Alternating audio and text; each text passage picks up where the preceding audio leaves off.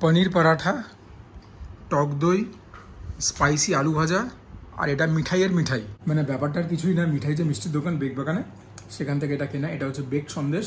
আমি সুজয়, তোমাদের সুজয় ক্রনিকলস। আশা করি সবাই ভালো আছো, সুস্থ আছো। আর সামনে এত লোভনীয় খাবার রেখে বেশি কথা বলা যায় না, তাই তো? So let's indulge.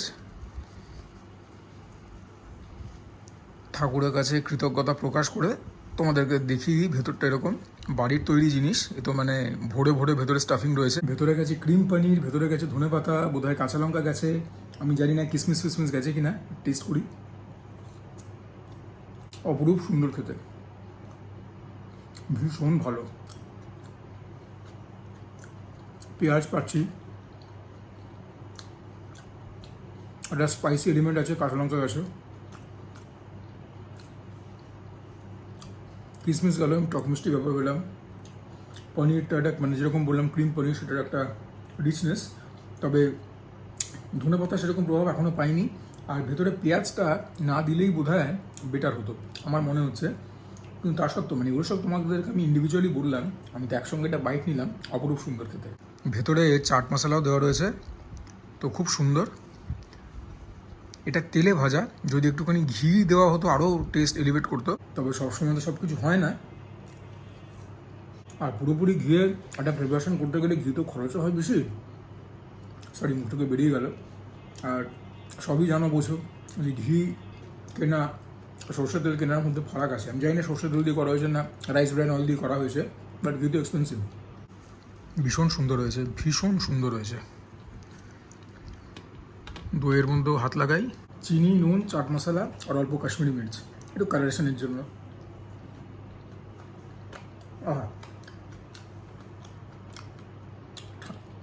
ঠান্ডা ঠান্ডা এরকম দই, একদম পরোটা দিয়ে খেলে আর কিছু লাগে না। তবে বাঙালিদেরকে তো বললে হবে না যে দই হলেই চলবে। আমরা তো আর উত্তর ভারত থেকে আসিনি, আমাদের একটুখানি ভাই তরকারি লাগে। আর সে তরকারি যদি আলুর হয় তাহলে তো ক্যা বাত। আলু ছাড়া বাঙালি কোনোদিন ভাবা যায়?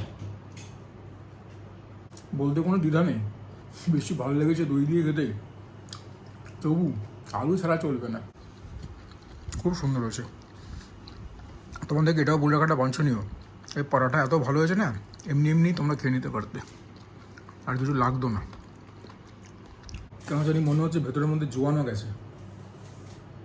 A1 lastly baked Sandesh.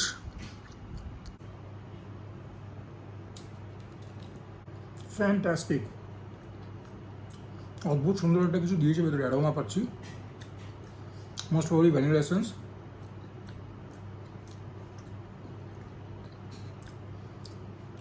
খুব সুন্দর ছানার সন্দেশটা। ভিডিওর এই পোর্শন এখানে ইতি টানছি, এরপর নেক্সট পোর্শন। মেন থালাতেই রয়েছে পোস্তের বড়া আর বেগুনি। এটা আলু দিয়ে একটা মাটনের প্রিপারেশন, একদম ঘরোয়া। এটা পার্শে মাছের ঝোল, এটা কাতলার ঝাল, আর এইটা অতনুর রান্নাঘর চ্যানেল থেকে দেখে শিখে করা মুসুরির ডাল দিয়ে পটল। প্রথমে ঘি দিয়ে খাবো, নুনটাকে ভালো করে স্প্রিঙ্কল করে নিয়ে, এই first class. By the way, তোমরা কমেন্টে কিন্তু জানাতে ভুলো না যে রোববারও কি তোমরা এরকমই কবজি ডুবিয়ে খাও। আমি এরকমই খেতাম, তবে এখন তো মানে বুঝতেই পারছো যে এই ক্যামেরা ধরে বক বক করি দেখে আরেকটুখানি একটা দুটো আইটেম, দু তিনটে আইটেম একটুখানি বেশি হচ্ছে। তো যেটাই পাবে ঠাকুরকে স্মরণ করে খাবে। পোস্তের বড়া দিয়ে ভালো করে একদম ক্রিস্পি ক্রাঞ্চি পোস্তের বড়া দিয়ে প্রথম গ্রাসটা নিই। গরম ভাতে ঘি, তার সঙ্গে ভাজা, ও, এবং এটা এমনিতেই একদম না, আর কিছু লাগে না।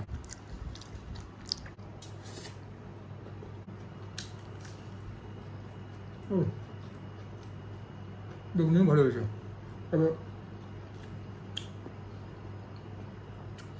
বলতে দ্বিধা নেই, আজকে কোটিংটা একটুখানি বেশি হয়েছে।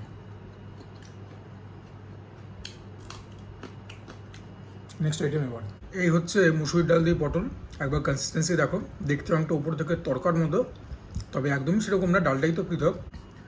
এখন একটাই পটল নিচ্ছি, একদম একটা থিক প্রিপারেশন, এবং অতনুর রান্নাঘর চ্যানেলের তো রেসিপি, ভালো না হয়ে যায় না, প্রচুর রকম মশলা ফসলা গেছে।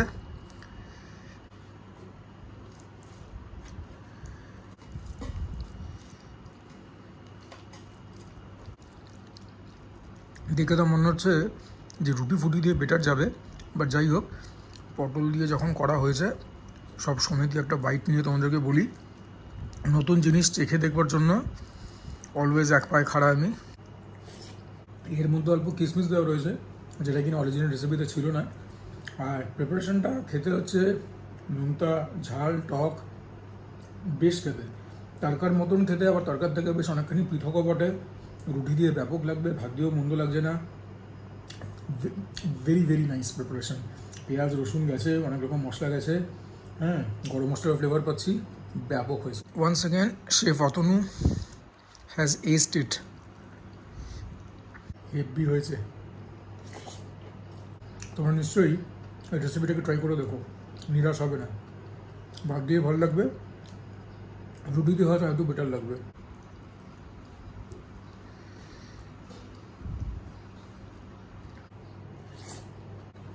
প্রথমে কাতলাটাকেই খাচ্ছি। কাঁচা লঙ্কা তো দিয়েছে এর মধ্যে, এমনিতে প্রিপারেশনটাও একদম সেভারি ঝাল ঝাল হয় খেতে, কিন্তু খুব সিম্পল বানানো। জম্পেশ করে মাখলাম, এইবারে দেখা যাক যে হয়েছে কীরকম। মাছটা তো একদম মানে একদম ডিলাইটফুল যাকে বলে, ডিলা গ্র্যান্ডি বললেও কিছু ভুল না।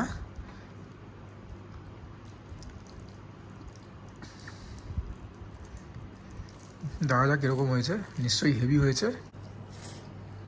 এরকম সিম্পল প্রিপারেশন, তবে খেতে খুব ভালো হয়। এটার নাম ছিল তেল ঝাল, এটা লস্ট অ্যান্ড রেসিপিস থেকে দেখে শিখে করা হয়েছিল, তারপরে একটুখানি নিজেদের ভেরিয়েশন হলে আনা হয়েছে, তবে বাইরের লাচ ওনার থেকে শিখেই করা, খুব ভালো হয় খেতে।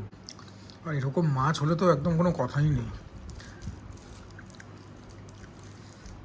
মানে মাছ খাচ্ছি না কুলফি খাচ্ছি গুলিয়ে যায়।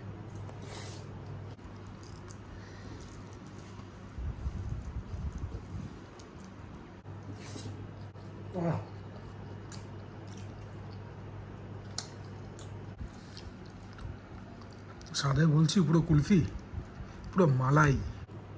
ও, আমার সেদিনকেও সন্দেহ ছিল, আজকেও আমার সন্দেহটা অব্যাহত যে এটা দেশে পার্সে কিনা। তো আমাকে বলা হয়েছিল দেশি পার্সে, আমি ওর জন্য মাত্র 4টেই এনেছিলাম, কিন্তু আমার সেদিনকেও ছিল সন্দেহ আমার আজকেও রয়েছে, এবার বাকিটা খেলে বুঝবো।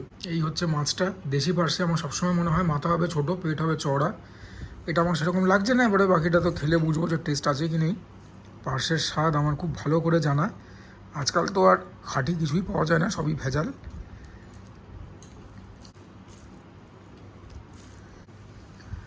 মাছটাকে আস্বাদন করে দেখি। দেশি পার্সে তো কোনো মতে না, খুব মাইল্ড একটা পার্সে ফ্লেভার আছে, এটা দেশি পার্সে না। এবার দেশি পার্সে চেনার একটা উপায় আমি বললাম, দেশি পার্সে জেনারেলি এত লম্বা হয় না, মাথা হয় একটুখানি ছোটো, পেট হয় চওড়া। বাকি আমি জানি যে এরকম টাইপের বিষয়তে এক্সভিজে মানে শ্রেয়া ব্যানার্জি নিশ্চয়ই কমেন্টে কিছু বলবে, ওনার একটা নিশ্চয়ই মতামত রয়েছে এই বিষয়ে, উনি জানেন অনেক কিছু। তবে এবার ঝোলটা খেয়ে বুঝি, মাছটার স্বাদ সোসো। সেদিনকে আমার এটা কেনা উচিত হয়নি, লোকটার কথা শুনে কিনলাম। মাছটা এমনি খারাপ বা কিছু সেরকম কিছু না, তবে মানে পার্সে মনে করে যদি খাও তাহলে পরে তো অফকোর্স ডিসঅ্যাপয়েন্টমেন্ট আসবে, হতাশাকে কাটিয়ে উঠে খেতে হবে। প্রিপারেশনটা ঠিকঠাকই হয়েছে, তবে একটা কথা বারবার বলি যে মাছের স্বাদে ঝোলের গুণ বাড়ে, আবার ঝোলের গুণেও কিছুটা মাছের স্বাদ বাড়ে। তো মাছটাই যেখানে অরিজিনাল পার্সে না, মানে দেশি পার্সে, সেখানে ঝোলটাও ওই সেরকমই হয়েছে। যা হোক, আবারও বলছি, ভুলটা আমারই হয়েছে, কেনাটা উচিত হয়নি। মাছ বিক্রেতা, তুমি তার কাছ থেকে যত মাছই কেনো না কেন, যতবারই কেনো না কেন, সে তোমাকে ঠকাবেই ঠকাবে। বললে কি দোষ হতো, দেশি পার্সে নাও। তোমার দেখেছো তো মানিকতলা বাজারের ভেতরে আনসারি বলে না, চিংড়ি সবসময় কাছ থেকে কিনি, ভালো দেয়। ট্যাংরাটা এবার ওর কাছ থেকেই কিনলাম, জ্যান্ত ট্যাংরা, ওটা তো ভালো মন্দের প্রশ্ন উঠছে না, পার্সাটা বললেই পারতো। কী বলবো বলো, এটাই বলবো যে এরপরে রয়েছে খাসির মাংস আলু দিয়ে, সানডে স্পেশাল। সেদিনকেও বলছিলাম বোধহয়, জানি না ব্লগে এসছে কিনা, যে দিস ইজ মোর লাইক খরশোলা বলে একটা মাছ হয়,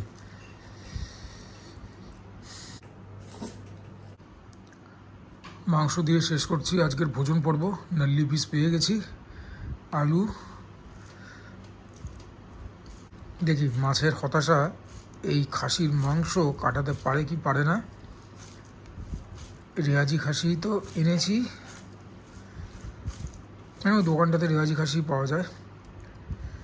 সেন্ট্রাল মিট শপ নাকি হাজি সেন্ট্রাল মিট শপ, সবার আগে একটা করে হাজি জুড়ে রাখে।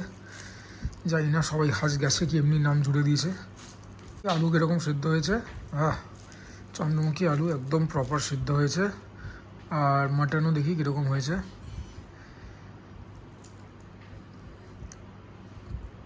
মাটনও ভালোই সেদ্ধ হয়েছে, আর একটু সেদ্ধ হলে খুশি হতাম। Rich in colour. দেখা যাক টেস্ট করে। মাংসটা বেশ হয়েছে,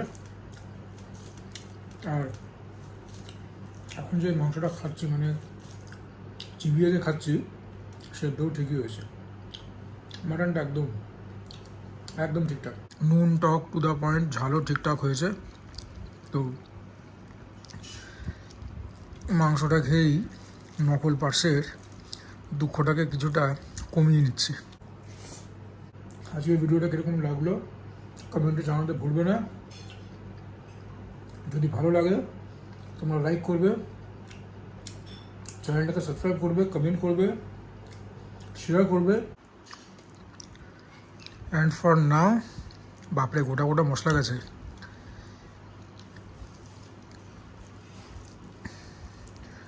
অ্যান্ড ফর নাও আমি সুজয়, আমি সাইন অফ করছি। সবাই ভালো থেকো, সুস্থ থেকো, জমিয়ে খাওয়া দাওয়া করো, তার সঙ্গে ওয়ার্কআউট করো, because that's imperative. Sujoy chronicle, Sujoy chronicles ফ্রেগরেন্সে দুটো চ্যানেলকে মাথার মধ্যে রাখবে। আর ইনভেস্টমেন্ট ওটা নিজেদের জন্য করবে।